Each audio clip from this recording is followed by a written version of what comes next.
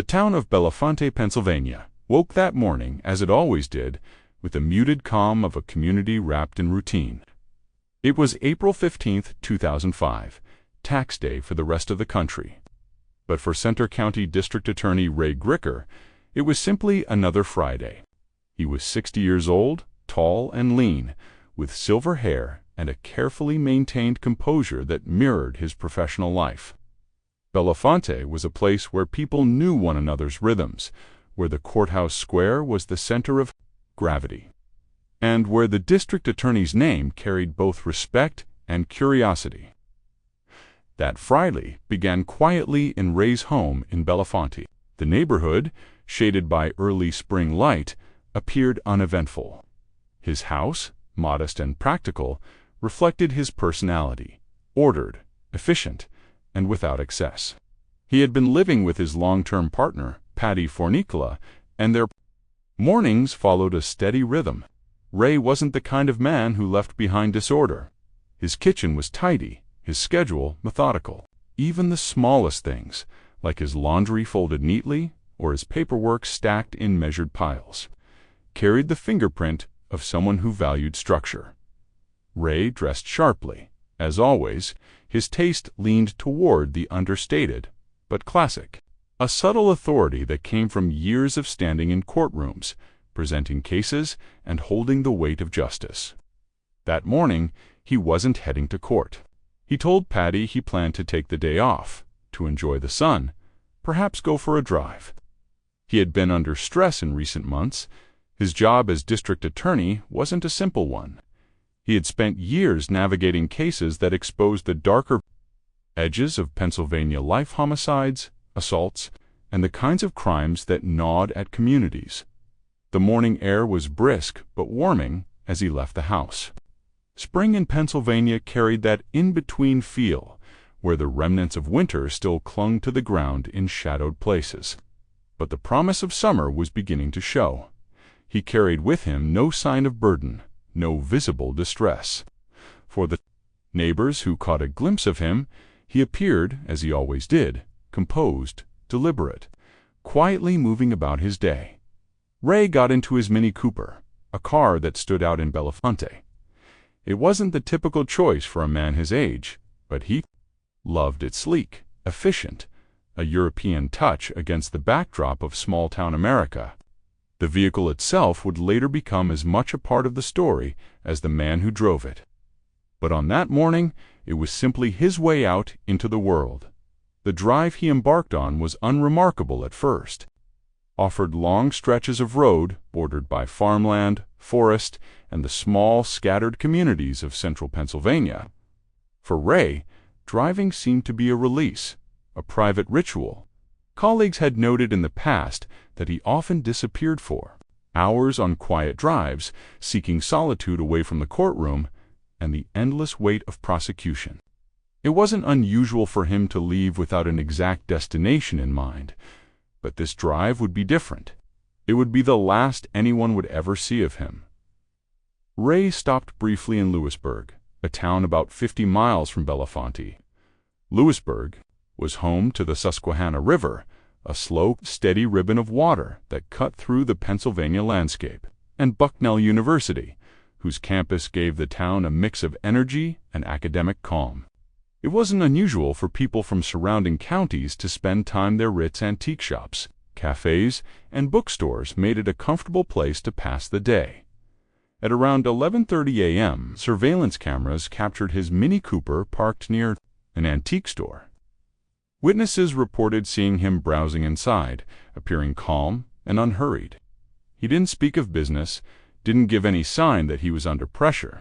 His presence was ordinary, almost forgettable, the way a man blends into the background of a small town on a spring morning. What no one could know then was that in Bellefonte, the hours moved on without him. Patty expected him home later, but when the afternoon bled into evening, unease began to settle. Ray was a man of routine. Even in his independence, he carried an internal clock that rarely betrayed him. By nightfall, the absence had grown louder, a silence pressing into the corners of the house where his presence should have been. As the hours passed, would eventually be discovered abandoned near an antique mall in Lewisburg, parked in an unassuming spot by the river. His cell phone, strangely, was left inside the car. Files, his notes, and perhaps secrets known only to him. That absence would grow into one of the case's darkest mysteries, as pieces of the computer would later be found, separated, discarded in different locations. It wasn't just a missing persons case. This was the unexplained disappearance of a sitting district attorney, a man whose decisions had shaped the legal system in his county, and who had both allies and enemies as a result. His sudden vanishing would ignite theories that stretched far beyond Belafonte suicide, foul play, voluntary disappearance, even conspiracy. Each theory would pull at the narrative in a different direction, but all of them began here with this morning, this drive, and this unexplained silence. In the days that followed, the weight of Ray's absence would ripple outward from Patty's home, to his daughter Laura, to his colleagues in the courthouse. Of Pennsylvania itself, the quiet rhythms of Belafonte had been disrupted, and the town would never look quite the same again. The last morning of Ray Gricker's known life closed with the shadows, and his story suspended in the space between routine and disappearance. The morning after Ray Gricker failed to return home, Belafonte awakened beneath a different kind of silence, one edged with unease. In small towns, the absence of a prominent figure is not something that slips by quietly. By Saturday morning, whispers had begun to move through neighborhoods, courthouse offices, and local diners. The district attorney was missing. His Mini Cooper had been found near Lewisburg, locked, abandoned, as though left with intent. Patty Fornicola, his partner, of many years, had been the first to feel the sharpness of that absence. Hours stretched unnaturally long on Friday night, each one layered with a growing dread. By Saturday, when no message, no phone call, and no sign of Ray emerged, she reported his disappearance. Demanded a missing person in Belafonte was notable enough. A missing district attorney was something else entirely. Investigators descended on the location of his Mini Cooper. The car sat parked near an antique mall in Lewisburg, its presence ordinary in a row of vehicles, but marked by the weight of what it represented. The car was locked. Inside, Ray's cell phone rested in plain sight. There was no wallet, no laptop, nothing else to suggest the man had intended to vanish. The absence of his laptop was immediately unsettling. For someone in Ray's position, the laptop was not simply a piece of technology, it was a vault. Records, and possibly sensitive information lived within it. That it was gone suggested deliberate removal, whether by Ray himself or by another hand. From the beginning, investigators were confronted with contradictions. The car appeared undisturbed. There was no sign of a struggle, no broken glass, no indication of forced entry. To casual eyes, it looked as if the owner had parked and walked away. But the presence of the phone suggested interruption. Ray had carried it constantly, though he was not a man chained to technology. For him to leave it behind was unusual, almost unthinkable. The search spread outward. Along the banks of the Susquehanna River, officers combed through brush fields and wooded paths. Helicopters scanned from above, their mechanical presence contrasting with the quiet expanse of Pennsylvania countryside. Search dogs were brought in, noses low to the ground, pulling handlers toward scent trails that faded as abruptly as they began. Days into the search, the first fragments of his laptop were recovered. The hard drive and casing were found separately, discarded near the river. The discovery electrified speculation. A laptop destroyed and scattered carried implications. Was it an attempt to conceal information? Was Ray the one who destroyed it, or had someone else taken deliberate steps to erase evidence? Each possibility darkened the picture. Theories emerged rapidly. Some suggested suicide.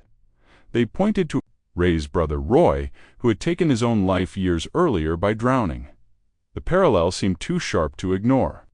Others rejected the idea outright. Ray had shown no visible signs of despair, no farewell note, no pattern of withdrawal. He had recently been talking about retirement. He had a steady home life. To those close to him, suicide felt like a poor fit.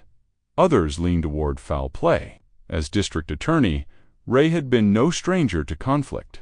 He had prosecuted violent criminals, drug dealers, and individuals capable of retaliation. He had declined years earlier to press charges in the high-profile Jerry Sandusky investigation, a decision that, in retrospect, would become a firestorm, had that refusal placed him in danger later. To strike, another possibility lurked on the edge's voluntary disappearance. Could Ray have simply walked away from his life? A man in his position carried stress like armor. Retirement had been on the horizon. Roles and responsibilities that had defined him for decades. Yet those who knew him best struggled with the notion. To vanish without a word to his daughter Laura or to Patty seemed inconsistent with his character. Investigators worked methodically. They interviewed Patty, his daughter, his colleagues, his phone logs. There was no financial irregularity, no trail of unusual purchases, no hidden transfers. His accounts went still after his disappearance, a quiet ledger of absence. The trail left behind was paradoxical. It was both too much and not enough. The abandoned car, the missing laptop, the fragments by the river. Each piece suggested intention, yet none revealed whose intention it had been. It was as though the scene had been designed to provoke questions. Without offering answers, as the days turned into weeks, the search widened, but the mystery deepened. The Susquehanna flowed on, silent witness to the disappearance of a man who had once stood as the law's voice in Centre County. Belafonte, too, adjusted uneasily. Courthouse staff carried out their duties, but in hushed tones, as if waiting. For the other half of a sentence that never came, neighbors looked twice at empty spaces, and conversations circled back to the same unanswered questions. The trail left behind by Ray Gricker was not a line leading forward. Everyone back to the same void. What began as a routine Friday had now transformed into a case that seemed to resist resolution, a puzzle built of absences rather than presences, and as Chapter 2 of his story closed, the realization settled heavily. Whatever had happened to the district attorney of Centre County, the truth lay somewhere in the fracture between what was left behind and what was taken away. The disappearance of Ray Gricker soon moved beyond the boundaries of Belafonte and Lewisburg.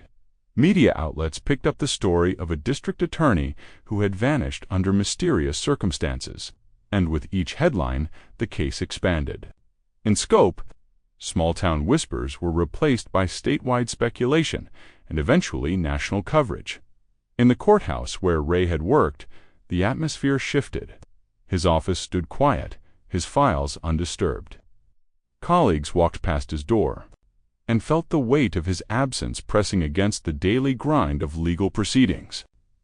Justice had to continue, but the man who had long embodied its presence in Centre County was missing. A ghost hovering over the system he had once commanded.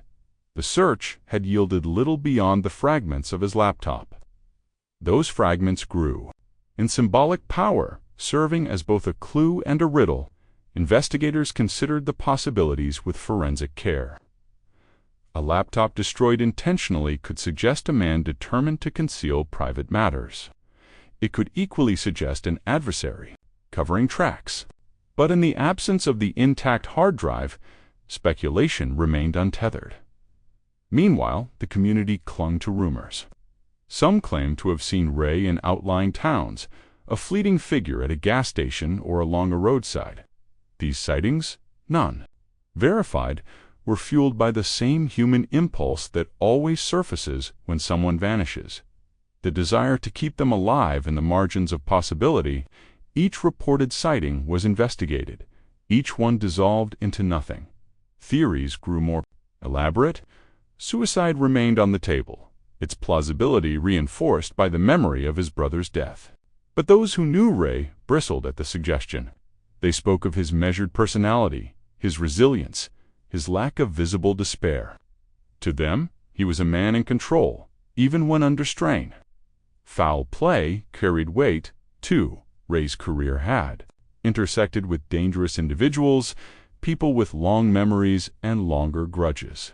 To eliminate a prosecutor was no small act, but not inconceivable. Yet there was no evidence of threat, no surveillance footage of confrontation, no indication that someone had followed him to Lewisburg.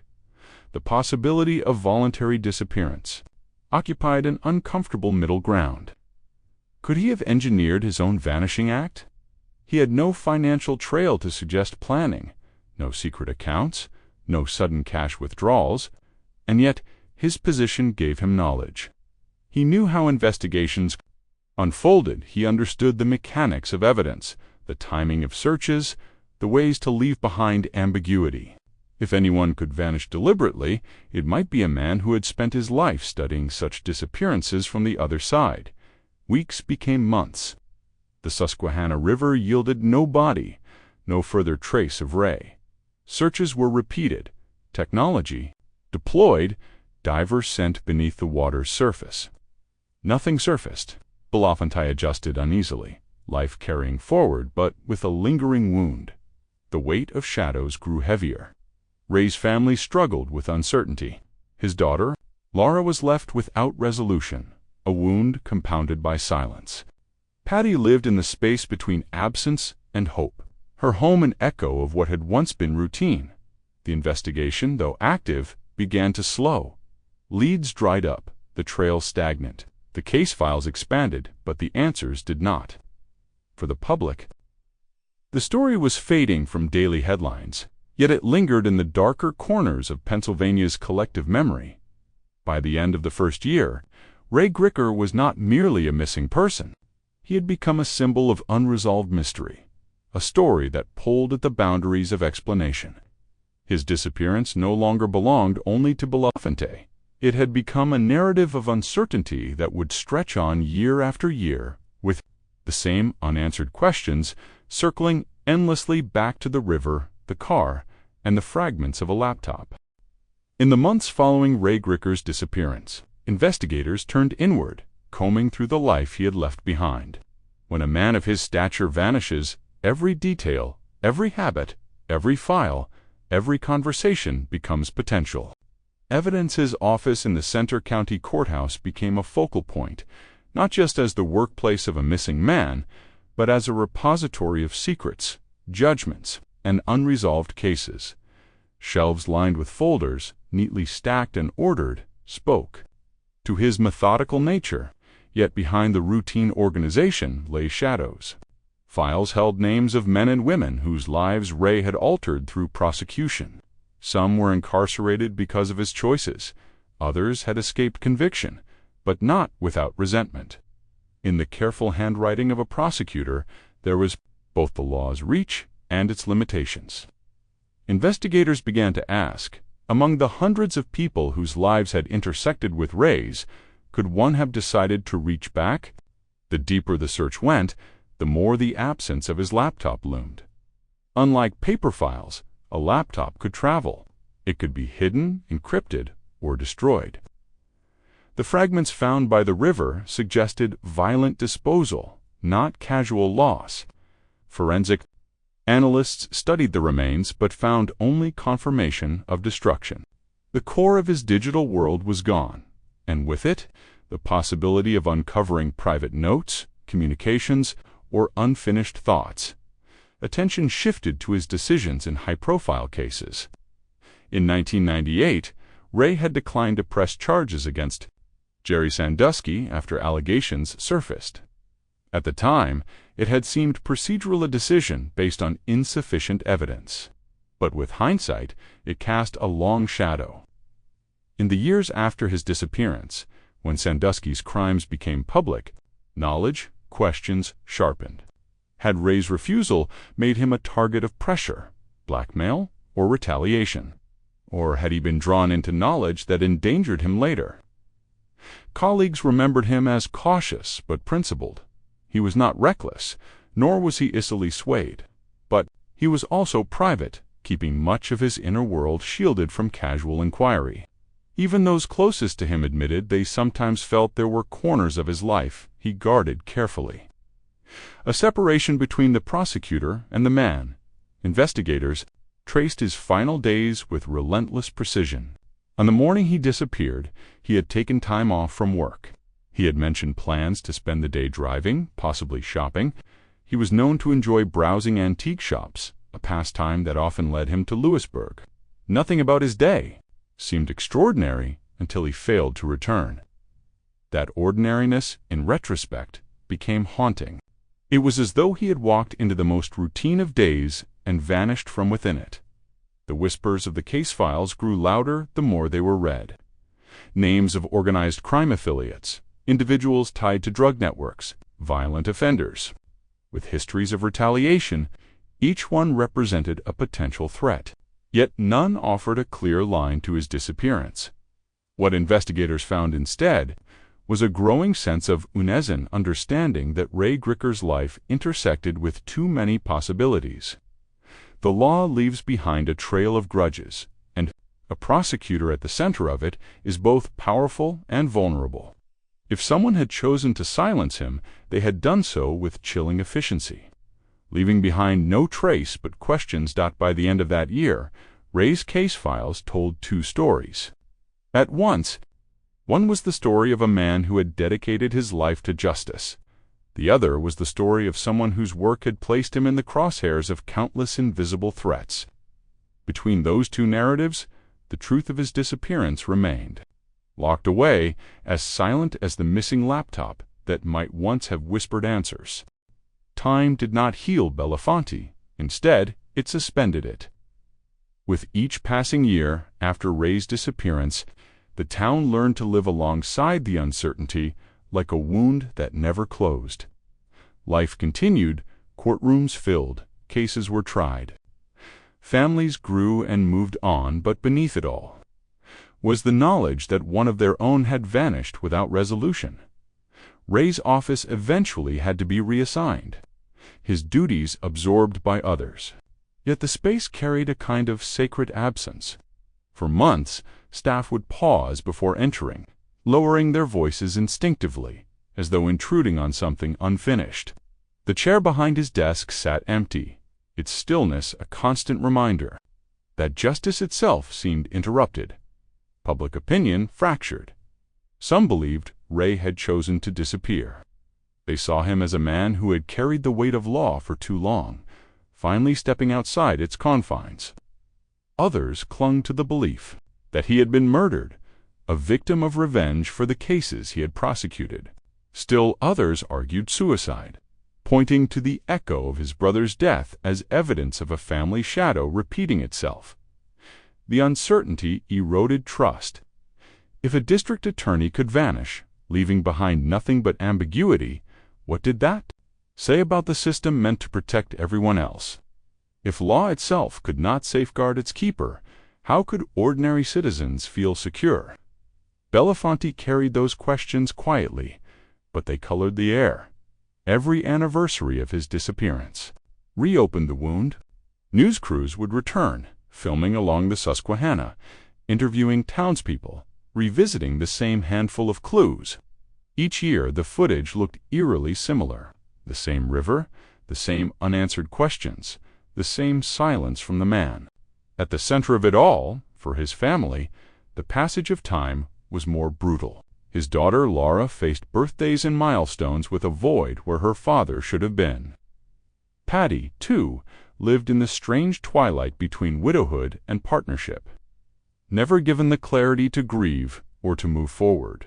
For them, time did not bring distance. It only repeated the ache.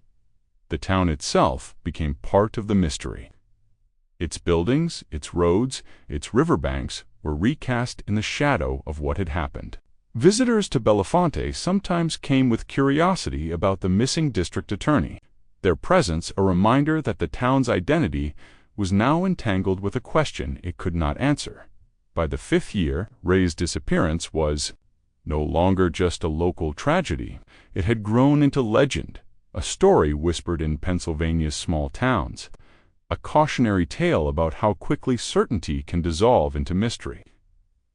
The town was suspended not only in grief, but in narrative caught between what it knew and what it feared, between the past it could not change and the future it could not explain.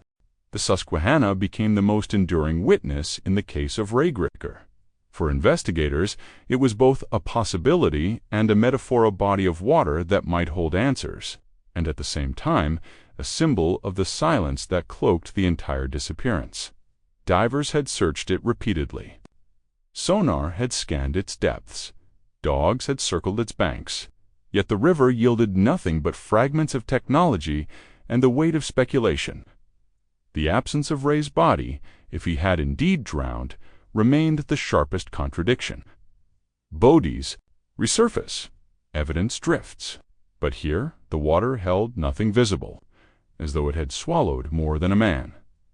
Theories tied tightly to the river's edge.